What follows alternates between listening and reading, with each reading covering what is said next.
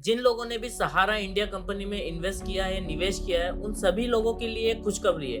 यदि आपने भी सहारा इंडिया में इन्वेस्ट किया था, तो आप इस वीडियो को एंड तक देखें, क्योंकि इस वीडियो में हम आपको बताएंगे कि आप अपने इन्वेस्टमेंट का पैसा वापस कैसे ले सकते हैं, किस पोर्टल पे आपको अप्लाई करना है और कैसे अप्लाई करना है और क्या डॉक्यूमेंट्स आपको रिक्वायर्ड है। Hey everyone, I am advocate Shubham. हमारे चैनल सलाह ले लो पर आपका स्वागत है। अभी कुछ दिन पहले सहारा इंडिया कंपनी के चीफ सुब्रत रॉय की मृत्यु हो गई, जिसके बाद कई लोगों के मन में, जिन्होंने सहारा इंडिया में इन्वेस्ट किया था, उनके मन में चिंता है, कई सारे सवाल है। तो इस वीडियो में आपके सभी सवालों के जवाब आपको मिल जाएंगे। सहारा इंडिया कंपनी एक समय की सबसे बड़ी और भरोसेमंद कंपनी थी, जो देश के कई सेक्टर्स में काम करती थी।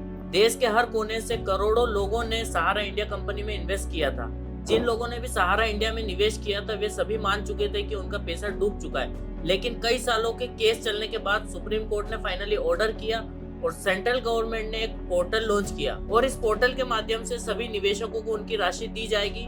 लेकिन इसके लिए आपको अप्लाई किस तरह से करना है या कौन लोग अप्लाई कर सकते हैं, उसके बारे में हम आपको बताएंगे। तो सबसे पहले तो जानते हैं कि इस रिफंड पोर्टल पर कौन अप्लाई कर सकते हैं, कौन लोग एलिजिबल हैं। जिन लोगों ने भी सहारा कंपनी की इन संस्थाएं, Sahara credit cooperative society limited, Sahara यान universal multipurpose society limited, Hamara India credit cooperative society limited और stars multipurpose cooperative society limited में इन्वेस्ट किया है, वे सभी रिफंड पोर्टल पर अप्लाई कर सकते हैं। यानी कि सहारा इंडिया की इन चारों कोऑपरेटिव सोसाइटी में से किसी में भी अगर आपने निवेश किया है, तो आप इसके लिए अप्लाई कर सकते हैं। पहले चरण में उन इन्वेस्टर्स को राशि लौटाई जा रही है जिनकी मैच्योरिटी पीरियड पूरी हो चुकी है, और निवेशकों को 10,000 रुपए की राशि ही लौटाई जा रही है। जिन लोगों ने 10,000 से ज्यादा इन्वेस्ट किया, उन्हें भी अभी पहले चरण में मात्र 10,000 रुपए ही लौटाए जाएंगे। देश के करोड़ों लोग ऐसे हैं जिन्होंने 10,000 रुपए का निवेश किया था, इसलिए इस पोर्टल के लॉन्च होते ही 15 से 20 लाख लोगों ने तुरंत इस पे रजिस्ट्रेशन कर दिया। सहारा इंडिया में छोटे निवेशकों की संख्या भी देखी जाए तो लगभग 4 करोड़ है, और इन सभी 4 करोड़ लोगों को अगर 10,000 रुपए भी दिए जाते हैं, तो 40,000 करोड़ की आवश्यकता होगी। लेकिन अभी हाल फिलहाल सुप्रीम कोर्ट ने मात्र 5,000 करोड़ को ही स्वीकृत किया है। हालांकि अमित शाह ने यह आश्वासन दिया है कि 5,000 करोड़ को सफलतापूर्वक लौटाने के बाद फिर से सुप्रीम कोर्ट में अप्लाई करेंगे नई राशि को लौटाने के लिए। अब जानते हैं कि सहारा इंडिया के रिफंड पोर्टल पर अगर आप अप्लाई करते हैं तो आपको किन डॉक्यूमेंट्स की आवश्यकता पड़ेगी। सहारा इंडिया रिफंड पोर्टल पर अप्लाई करने के लिए आपको या किसी भी निवेशक को सबसे पहले मेंबरशिप नंबर, अकाउंट नंबर, आधार से जुड़ा mobile phone number, deposit certificate और पैन कार्ड अनिवार्य है। सो यदि आप सहारा के रिफंड पोर्टल पर अप्लाई करते हैं राशि लेने के लिए, तो आपको इन सभी डॉक्यूमेंट्स को जुटाना होगा, उसके बाद ही अप्लाई करें।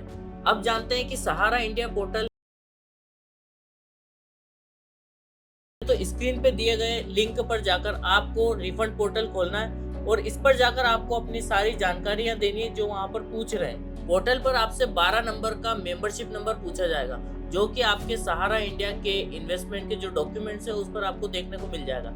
इसके अलावा आपको आधार कार्ड के लास्ट के 4 डिजिट एंटर करना है और एक मोबाइल नंबर एंटर करना है जो कि आधार से लिंक है, क्योंकि उस पर आपको ओटीपी मिलेगा, जो ओटीपी आपको यहाँ पर फिल करना रहेगा। राशि क्लेम करने के लिए आपको वहाँ पर आपका एक फोटो अटैच करना है, जिसके साथ आपको पैन कार्ड भी अपलोड करना है और फिर आपको एप्लीकेशन को सबमिट करना है। बस ये फॉर्म फिल करने के बाद आपको 45 दिन की अवधि के अंदर आपके खाते में अमाउंट, राशि मिलने की जानकारी आपको आपके मोबाइल पर मैसेज के द्वारा प्राप्त हो जाएगी। वैसे तो जो इन्वेस्टर इसके लिए एलिजिबल है, उन सभी को 45 दिनों में राशि प्राप्त हो जाएगी, क्योंकि 30 दिनों की अवधि सहारा ग्रुप वेरिफिकेशन के लिए लेती है कि आपके डॉक्यूमेंट सही है या नहीं, और आपको 45 दिन में राशि प्राप्त हो जाती है। लेकिन अगर आपकी एप्लीकेशन रिजेक्ट होती है, तो उस सिचुएशन में आपको क्या करना है। जनरली कई लोगों के ऐसे एप्लीकेशन हैं जो रिजेक्ट हो रहे हैं, और उसकी मुख्य कारण ये भी हो सकते हैं कि कुछ लोगों ने एप्लीकेशन में डिटेल्स गलत फिल करी है या फिर अपलोड किए गए डॉक्यूमेंट्स ही गलत हैं। इसके अलावा कई ऐसे निवेशक भी है जिन्होंने अप्लाई किया है, लेकिन उन संस्थाओं के लिए, उन सेक्टर्स के लिए यहाँ पर पोर्टल नहीं बनाया है। सो यदि आपकी गलती की वजह से आपकी एप्लीकेशन रिजेक्ट होती है, तो आप उसको रीसबमिट कर सकते हैं।